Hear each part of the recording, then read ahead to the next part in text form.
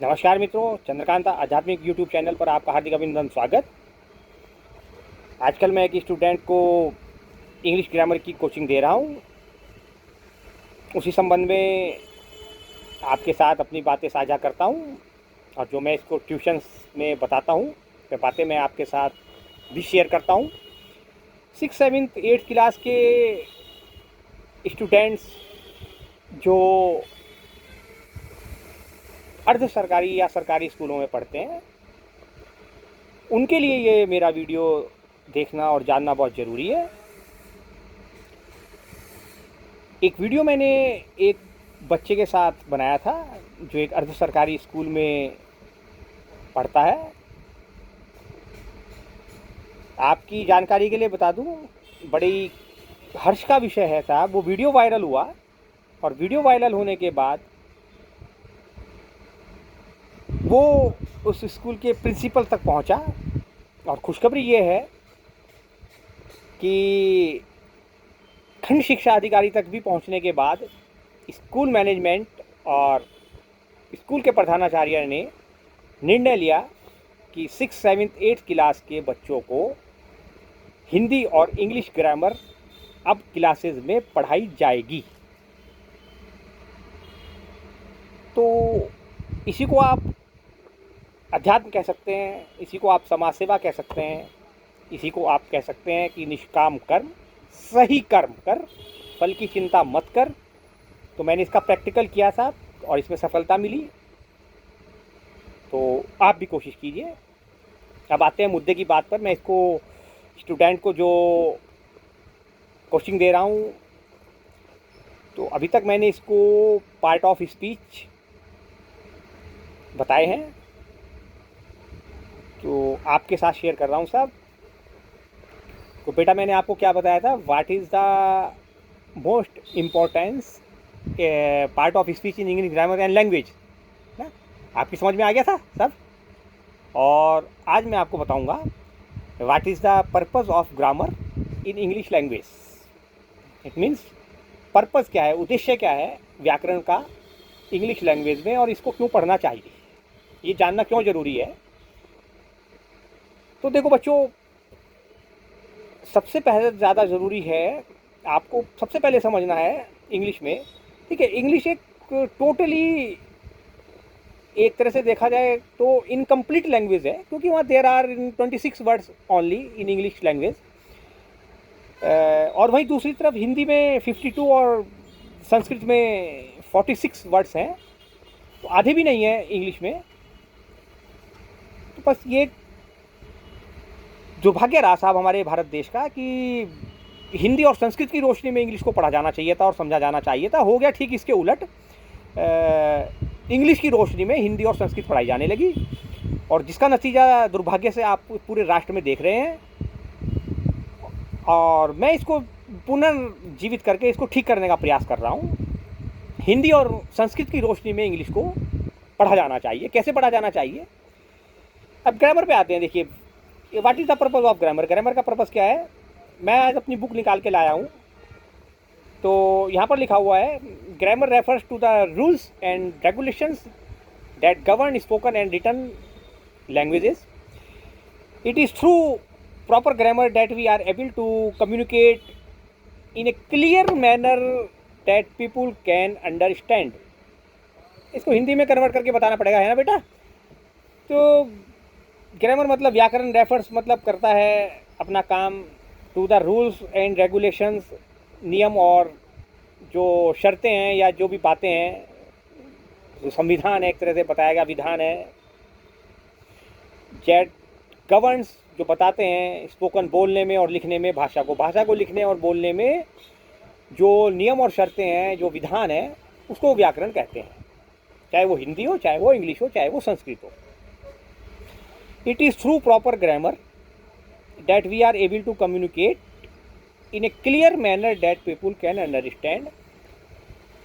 तो proper grammar का मतलब है, व्याकरण को अगर आप सही ढंग से समझ लें, किसी भी लैंग्वेज की, किसी भी भाषा के व्याकरण को अगर आप जान लेंगे और समझ लेंगे, तो आप अपनी बात को दूसरे तक पहुंचाने में, बहुत सही ढंग से पहुंचाने में समर्थ होंगे। इसका हिंदी मीनिंग इतना कहा जाएगा, ऐसे है। Good grammar is the key of to effective communication. Good grammar मतलब अच्छा व्याकरण, अच्छी व्याकरण चाबी है इफेक्टिव प्रभावित करने के लिए, कम्युनिकेशन के बातचीत के मुद्दे को, बातचीत को प्रभावित करने की एक चाबी है। अगर आपने व्याकरण बढ़िया सीख ली तो आप बहुत बढ़िया ढंग से सामने वाले के साथ बातचीत कर सकते हैं, चाहे वो हिंदी की हो, चाहे वो इंग्लिश की हो, चाहे वो संस्कृत की हो। ठीक है बेटे। Whereas bad grammar leads to surprising mistake. और अगर व्याकरण में अशुद्धियाँ होती हैं तो बोलने में भी अशुद्धियाँ होती हैं, ऐसा ये बुक कह रही है। व्याकरण शुद्ध तो कम्युनिकेशन, बातचीत का जो दायरा है वो भी शुद्ध, और अगर शुद्ध नहीं होगा, विशुद्ध नहीं होगा तो भी बहुत हद तक जो है सामने वाले को प्रभावित करने वाला होगा, ऐसा बुक कह रही है। धरातल पर क्या होता है ये तो भैया स्टूडेंट्स आप लोग जानते होंगे, ठीक है जी, लेकिन बुक्स में ये लिखा हुआ है देखिए। And its purpose is to build a bridge. Its purpose, इसका पर्पज होता है, इसका उद्देश्य होता है, व्याकरण का उद्देश्य होता है टू बिल्ड ए ब्रिज, एक पुल बनाना, बिटवीन के बीच में, व्हाट यू मीन आपका क्या मतलब है, एंड व्हाट द रीडर और लिसनर अंडरस्टैंड, और व्हाट द रीडर जो पढ़ने वाला है और जो समझने वाला है उसको किस ढंग से, जो सुनने वाला है उसको किस प्रकार से समझता है। जैसे आप मेरे सामने बैठे हो स्टूडेंट बन के और मैं कोचिंग दे रहा हूँ, तो कम्युनिकेशन स्किल जो है वही यह बताती है, वही डिसाइड करती है कि मैंने जो कुछ बोला, तुमने जो कुछ सुना, उसे तुमने किस तरह से समझा। ठीक है बेटा, ये है व्याकरण को बताने और व्याकरण को समझने और व्याकरण को पढ़ने का उद्देश्य। वो चाहे किसी भी लैंग्वेज की हो, चाहे हिंदी हो, चाहे इंग्लिश हो, या कोई सी भी हो। ठीक है। अब मैंने कल तुम्हें बताया था कि जो टेंसेज हैं, जो टेंस माने काल और टाइम माने समय, तो टाइम एंड टेंस, समय और काल, तो what is the time and tense. तो टाइम इज द एक स्पेशली है ना, universally divided into 3 points.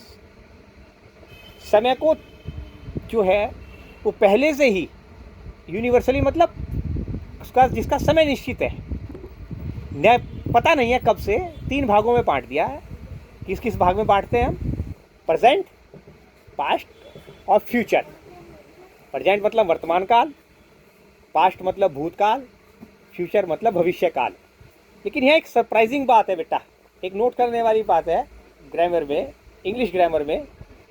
English grammar ये कहती है कि there is no future tense in English grammar.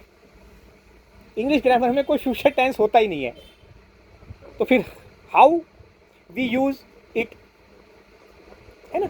तो इसका यूज अब हम इसमें मॉडर्न इंग्लिश में इसलिए करने लगे हैं, हाउ टू यूज, वाई, क्यों करते हैं फिर हम मॉडर्न इंग्लिश में बिना फ्यूचर के, क्योंकि किसी का भी काम नहीं चलता, तो इसलिए भविष्य काल के लिए हम इंग्लिश लैंग्वेज में अब फ्यूचर टेंस का यूज़ करने लगे हैं। और यहाँ आपकी जो मेरी ये पुरानी बुक है इसमें लिखा हुआ है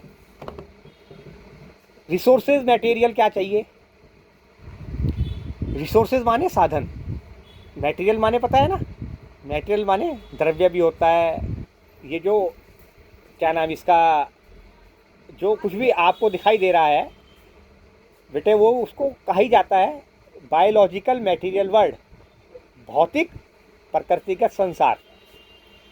जो कुछ भी आपको दिखाई दे रहा है उसको मेटेरियलिस्ट कहते हैं, वो मटेरियल है। ये वर्ल्ड पूरा मटेरियल है। तो यहाँ पर जो भी नियम लागू होंगे वो साइंस के होंगे, स्पिरिचुअलिटी के नहीं होंगे। आपने देखा होगा, आपने कई जगहों पर भी आज भी भारत में कि मटेरियल वर्ल्ड में भी स्पिरिचुअलिटी ले आते हैं लोग। वाक कैसे ले आते हैं, सुना है ना, उस पर भूत चढ़ गया, उस पर आत्मा आ गई, इस पर ये हो गया, उस पर वो हो गया, उसको डर लग रहा है, उस पर माता आ गई। सुना है ना बेटा, सुना है ना। तो मटेरियल वर्ल्ड में ऐसा कुछ नहीं होता जब तक साइंटिफिकली ये डिसाइड ना हो जाए, तब तक ऐसा कुछ नहीं होता। और वैसे भी जो 14वीं और 15वीं शताब्दी में संत शिरोमणि संत तुलसीदास जी लिख गए हैं बेटा, भूत पिशाच निकट नहीं आवे, महावीर जब नाम सुनावे। तो ये जो भूत पिशाच की जो कल्पना है ना, वो दरअसल अंग्रेजों के आने के बाद ज़्यादा फैल गई। क्यों फैल गई? वो इस इंग्लिश के चक्कर में ही फैल गई। उन्होंने इसको ढंग से तो समझा नहीं। भाई अंग्रेज जो भाई, मुट्ठी भर अंग्रेज आए थे, इतना तो इतिहास में पढ़ा ना बेटा, 5th 6th में पढ़ा है ना। मुट्ठी भर अंग्रेज आए और इतने बड़े हिंदुस्तान पे उन्होंने कब्जा कर लिया, सिर्फ यही कह करके भूत पिशाच होते हैं। इससे बड़े शर्म की बात क्या होगी हिंदुस्तान के लिए? और आज भी चल रहा है वो, है ना। और आप कह रहे हैं कि मैं इंग्लिश मीडियम में पढ़ रहा हूँ, बड़ी अच्छी बात है। मैं स्टूडेंट से कहूँगा बेटे, अगर इंग्लिश मीडियम में पढ़ रहे हो तो पढ़ रहे हो ना फिर, या सो रहे हो वहाँ पर क्लासेस में, ये बता दो। तो पढ़ो तो कम से कम उसको पढ़कर समझो भाई। ये मटेरियल वर्ड है बेटे। एनवायरमेंट साइंस आपके पास है ना बेटा, पढ़ते हो ना। एनवायरमेंट साइंस पढ़ी है और साइंस भी है। तो जब तुम्हारे पास दोनों चीज़ें हैं और दूसरी तरफ तुम्हारे पास एक हिंदी भाष्य की बुक लगी हुई है जिसका नाम महाभारत है, महाभारत की कहानी पढ़ी है कि नहीं पढ़ी है अभी तक? साथ साथ चलेंगे ना, साथ साथ चलेंगे। तो मैं ये बात तुम्हें इसलिए बता रहा हूँ बेटा कि बिना हिंदी की रोशनी में इंग्लिश समझ में नहीं आएगी। अगर मैं बता भी दूंगा, सारी पढ़ा दूंगा, तो बिना हिंदी की रोशनी में इंग्लिश समझ में नहीं आएगी। क्यों नहीं समझ में आएगी? फिर से सुनो, देखो क्या लिखता है ये बुक वाला, जो बुक में लिखा हुआ है। Time and tense. Time is universally divided into past, present and future. Tense is a form of the verb that express time.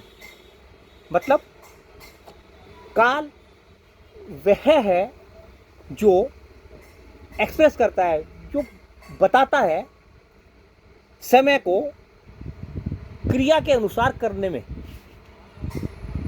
समझ गए? जो कुछ तुम करोगे, स्कूल में मान लिया पढ़ाई करने गए, तो कर्ता कौन हुआ? जो स्टूडेंट मेरे सामने बैठा, वो क्या हुआ? कर्ता। जो कुछ उसने वहाँ पर स्कूल में जाकर किया, कर्म, किस तरह से किया, वो हो गई क्रिया। आगे समझ में? स्कूल गए, वहाँ पर जाकर जो कुछ किया वो कर्म, और किस प्रकार किया? क्रिया।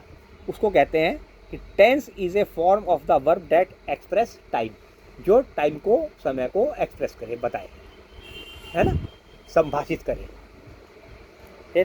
For example, Ram goes to school. He goes to school. School जाता है कौन? राम। राम स्कूल जाता है, राम गो टू स्कूल।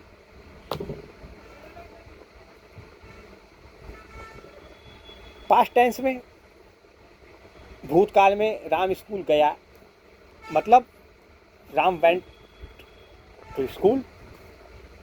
और फ्यूचर में, इंग्लिश ग्रामर में तो फ्यूचर होता ही नहीं, लेकिन फिर भी बनाना पड़ा।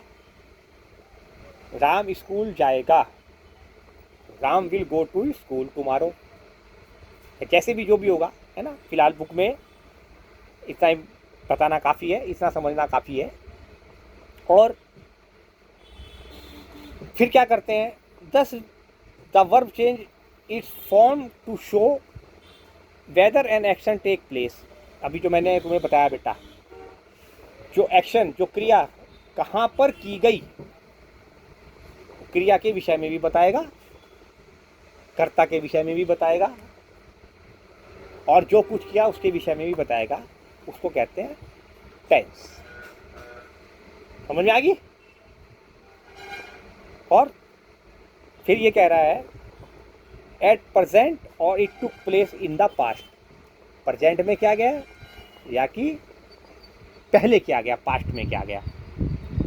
और बुक में लिखा हुआ है कि note, remember that there is no future tense in English to express future time. We use the modal auxiliaries shall and will, ये मॉडल ऑक्सिलरीज है, मॉडर्न इंग्लिश में यूज करने का चलन बढ़ा। The present simple tense etcetera to express future में, present के जो सिंपल टेंस होते हैं जिनको एसर्टिव भी कहते हैं, उन एसर्टिव सेंटेंसेस को ही फ्यूचर टेंस में बदला जाता है, सिर्फ शैल और विल जोड़कर, बाकी कुछ नहीं करते हम। ठीक है ना, समझ में आया या नहीं आया? और नहीं आया तो कल फिर बताएंगे। ठीक है ना, इतना याद करो।